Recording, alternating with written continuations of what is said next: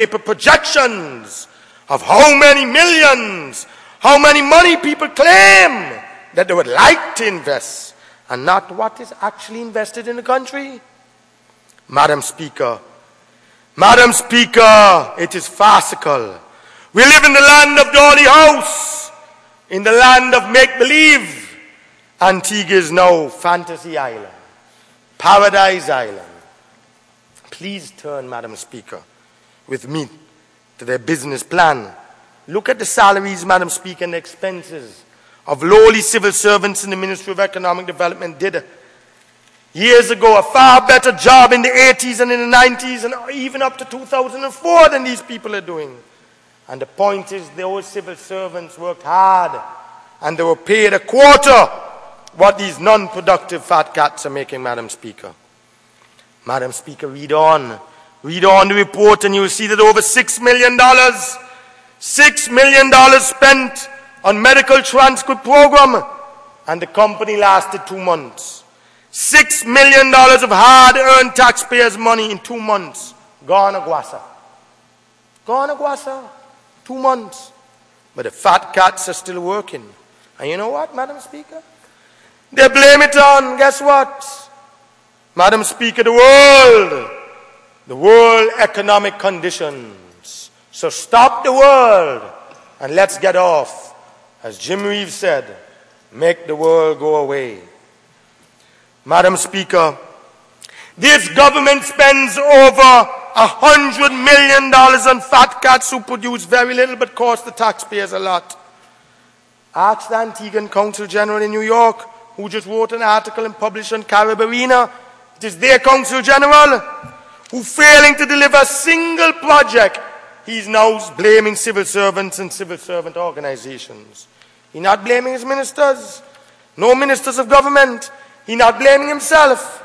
The same civil servants that built this country for 30 years under the Antigua Labour Party government and who helped this government to collect record taxes so that they can go on their wild spending spree, are those civil servants that the Consul General is attacking.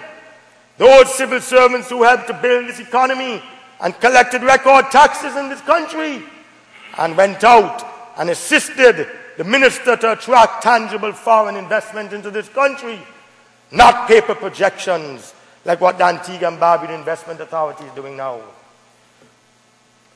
But Madam Speaker, fat cats are in charge. They're rich, living high on the hog, enjoying multiple jobs, proclaiming they're deserving, and it is their time now.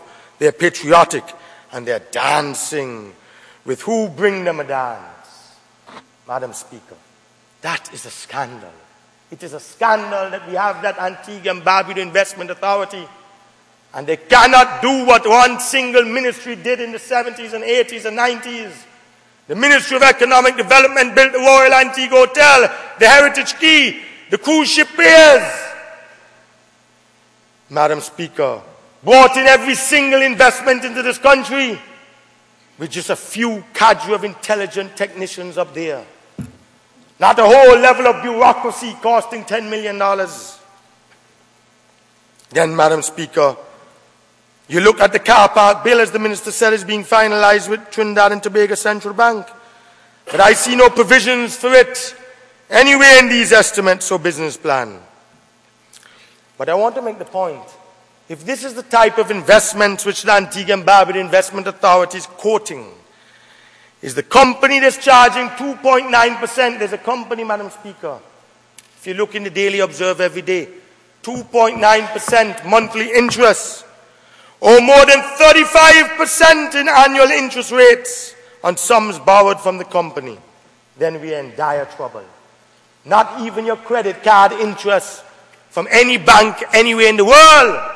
The most they charge you is 22 or 23% annualized interest, maybe 24.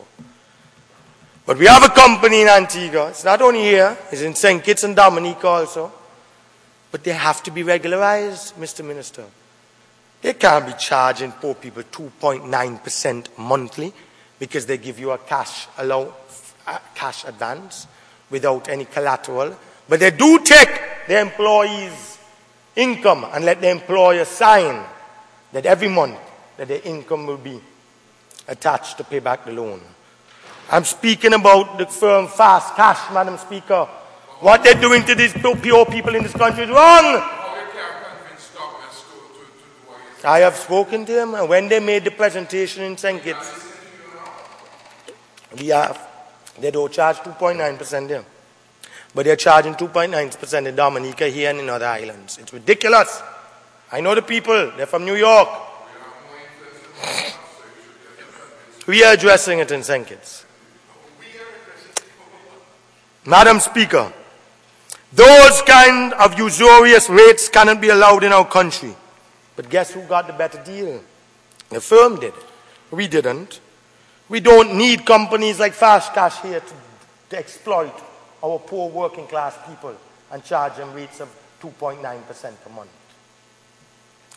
That kind of advance on money is harmful and will drive people to go up to the hospital and give them migraine and high blood pressure and die with stroke. Madam Speaker, I now come to the business plan of the Transport Board. I would like you to turn your attention to that business plan, Madam Speaker.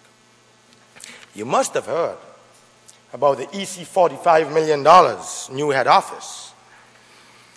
Its budgeted cost, I understand, was $15 million originally, Mr. Member, for All Saints East and West, East, and St. Luke. I understand the original budgeted cost was only $15 million. They just got a second loan from ACB, though. That is true. And they have a cost overrun of nearly $30 million. Over $30 million. Well, when you wind up, Mr. Minister of Public Works, I would appreciate you telling this honorable House, Minister of Health, but you were the Minister of Public Works when this was being built, so you can shed some light. So there are no cost overruns? So there are no cost overruns? That is not my understanding, sir.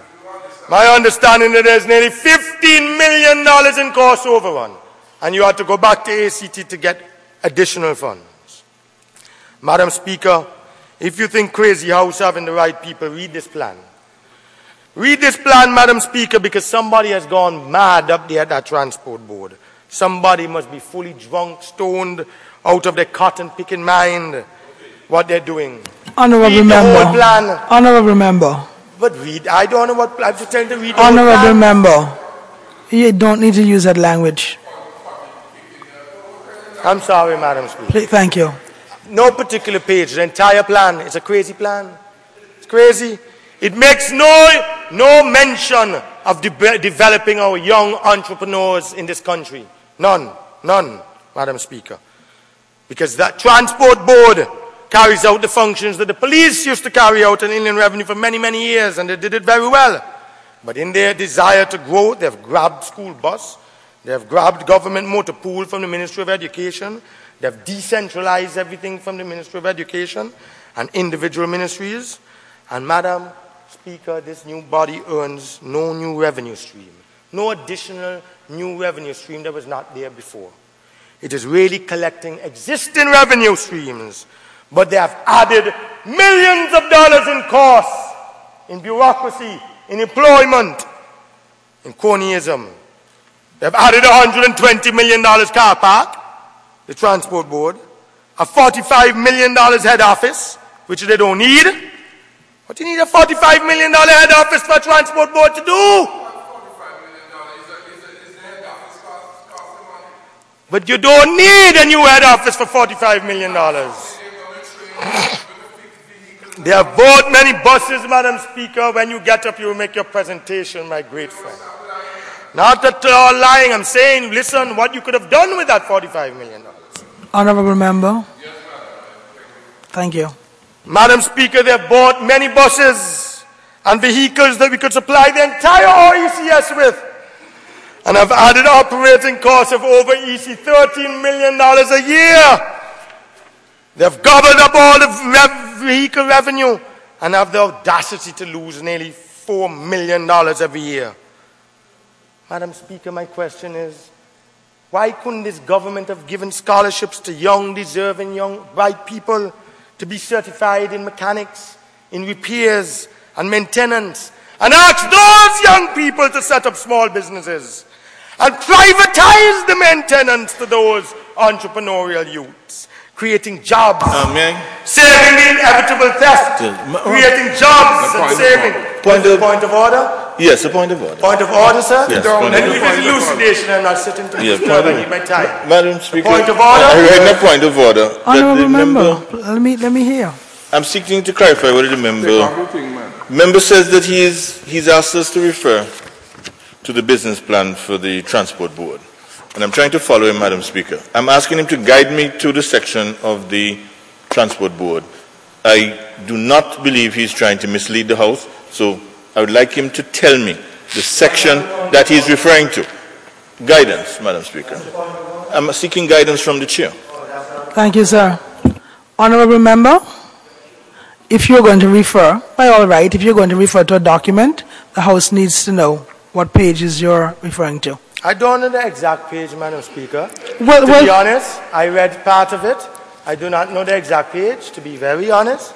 But I'm saying, Madam Speaker. No, that is not right. You know in this House, once you refer to something, No, I'm referring to the other member. No, you can't do that. Why? Because that's not how I the didn't rules read every work. page of the business plan, Madam Speaker. But you are making a reference to a plan. You're denigrating the plan. You're denigrating the people who put the plan together. You must give the House business plan, but I didn't read every page, Madam Speaker. with the specific pages to which you refer. You need to tell the House. Okay. Well, when I refer to pages, I will tell you, Madam Speaker. I will find the pages. Could you help me? All I'm trying So, in other words, what you've said today is opinion. All I'm trying to say, Madam Speaker, the point that I'm trying to make is that monies that they're using to build a head office could be used to send young Antiguans away, give them scholarships, let them be trained in mechanics, let them be trained in repair, let them be trained in, and privatize that rather than build a $45 million headquarters. Building a great edifice for Transport Board, it's not a hospital. Look, man, you be quiet. You're chatting like a Spanish radio station. Honourable member, that's not necessary. That is constantly disturbing. Honourable member, that behavior and language is unbecoming. But he is constantly disturbing me. We have crosstalk in here all the time, but you don't really need to refer to that language. Okay? Thank you. Look, leave me alone. Yeah? Leave me alone. So petty and childish, man. Then you go and tell your sister I always picking on you. Honourable member, this is not necessary. This is Parliament. There is always crosstalk. You engage in it yourself. You don't have to behave like that. So why don't speak to him? I speak to you all the time. He's childish. So my point is, Madam Speaker, if I may go on. I'm saying that with that $45 million, we could have used that to send young people to be trained overseas and certified in mechanics, repairs, maintenance, and ask them to set up small businesses and privatize the maintenance to these entrepreneurial youths, thus creating jobs and saving theft, destruction, poor maintenance, parts theft that will occur in this ultra-modern government workshop. The building, the cost of the building. But you see, Madam Speaker, there will not, if they do that, there will not be any opportunities. And then youths are not on our agenda. But permit me two more examples to prove this lie of world economic conditions, Madam Speaker. World economic conditions and global recession has been responsible for the economic bankruptcy of Antigua and Barbuda. Because you see, Madam Speaker, the music is still playing, so let us dance to the business now. The business plan of the Financial Services Regulatory Commission. The Financial Services Regulatory Commission, I do not know the page. I'm not referring to no page, I'm referring to the department. This offshore banking and gaming sector, Madam Speaker, was a major plank in the Antigua Labour Party diversification plan. It was lucrative, it earned the government plenty taxes, it generated thousands of good paying jobs, millions in legal fees and professional fees to accountants and auditing houses, in rental income, in supermarket, restaurant, and even entertainment income. This offshore industry was the brainchild and the vision of the Antigua Labour Party under Lester Bird as leader. Madam Speaker, Madam Speaker,